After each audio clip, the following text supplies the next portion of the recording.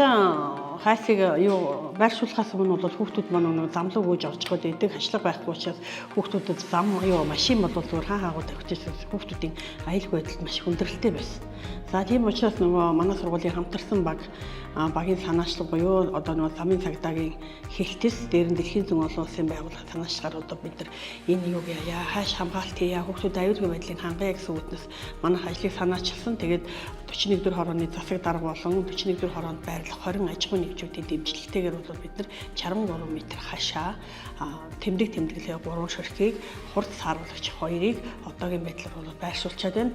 Цаашдаа бол нөгөө замын цагаан тэмдэглэгээ дээр нь сургууль нөгөө хүүхдийн замын аюулгүй байдлын хангах зорилгоор сургуулийн зүгээс бас хяналтын камер гэсэн энэ ажлуудыг удаа хийх гэж санаачлал бас төлөвлөд байгаа. Тэгээд энэ аюулгүй байдлын төлөө санаачлал гаргасан замын цагдаагийн газар дэлхийн зүүн олон улсын байгууллага 41 дугаар хорооны засаг дарга 41 дугаар хороонд аж ахуйн үйл ажиллагаа явуулж байгаа 20 аж ахуйн нэгж байгууллагуудтай бол маш их талархаж байгаа. Тэгээд эцэг эхчүүдийн зүгээс бол хүүхдүүдийн минь бол аюулгүй байдлыг хангаж байгаад бол маш их талархаж байгаа. Хүүхдүүд маань бол аюулгүй орчинд зорчих тэмдэглэгээний хажуугаар бас аюулгүй явах гүүрээрээ аюулгүй зорчих энэ бүхэн маань бас дүүргийн тамгын газар эдэртээ бүгд толгойтой учраас хүүхдийн төлөө заа гэж хэлж байгаа бүх байгууллага аж ахуйн нэгж засаг даргын тамгын газар 41 дугаар хороо аж ахуйн нэгж дэлхийн зүүн гэдэг ингээд бүх сургуулийн эцэг их болон бүх байгууллагуудтай хүүхдүүдийн өмнөөс бол баярлж талархснаа бол дахин илэрхийлж байна.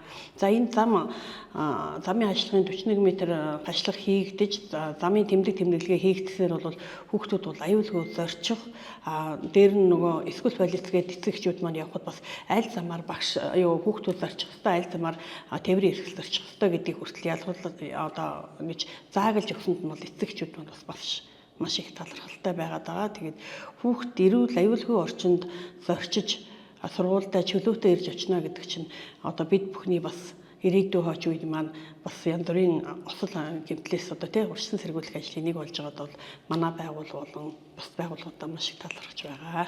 Цонхын дүүргийн засаг даргын цамгийн газар буюу засаг дарга Батбаатарын санаачлагаар бол манай сургуулийн орчинд бол бас зогсоолыг шийдэж өгсөн байгаа. Зогсоол маань бол одоо сургуулийн баруун урд талд одоо зогсоолыг хийх бүрэн одоо зураг зүүн асуудал нь бол шийдэгдсэн. За тэгээд энэ бас замын цагдаагийн газарт бол үүрэг болгосноор бас энэ хүүхдүүдэд аюулгүй зорчих үйл ажиллагаанд бас хувь нэмэр оруулж байгаа. За мөн 2026 онд бол манай сургуулийг тойрсон одоо баруун талаас зүүн талаас баруун тал руу хойноос урагшаа явах юм чиглэлийн замуудыг бол тавих тийм төслийг бол засаг дарга маань дэмжиж одоо тэр төсөл маань 26 онд хийгдэж байгаа учраас бас бид бүхний зүгээс бол бас дүүргийн засаг даргын тамгын газар засаг даргатай бол маш их талархаж байгаа. Дээр нь бид бүхэн бас эцэг их багш нарын хамтын хүчээр бол сургуулийн туршилтын талбай байгуулах хүүхдүүдийн тоглоомын талбай байгуулахын хүсэлтэд бол засаг даргатай тавьсан байгаа. Засаг дарга маань бол энийг айгуу сайн хүлээж авсан. Тэгээд одоо сургуулийн энэ баруун хойдолд бол бас нөгөө газар чөлөөлөх асуудал манай сургууль бол бас явагдаж байгаа. Энэ хойдолд газар чөлөөлөлтийн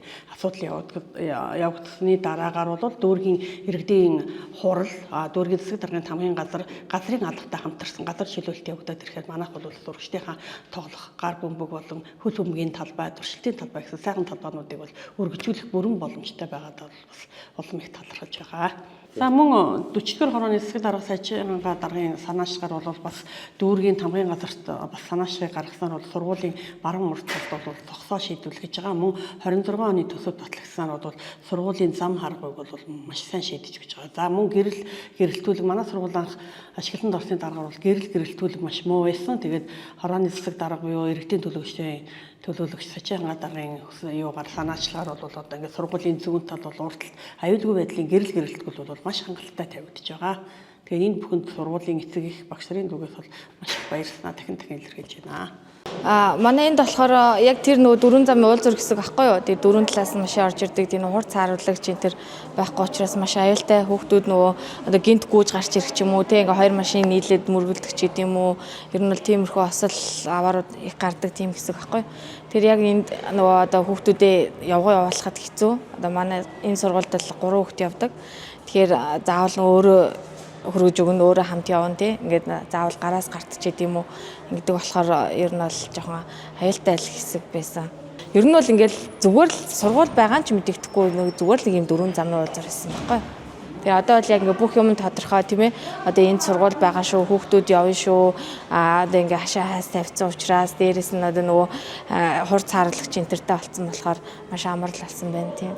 Ямар ч өчтөр харсан өнөө өглөө бас явж үзлээ те ямар ч байсан харьцангуй одоо нөгөө нэг тэр хурдтай давхдаг байсан бол одоо хурдтай давхиа болсон шүү дээ машинууд нь.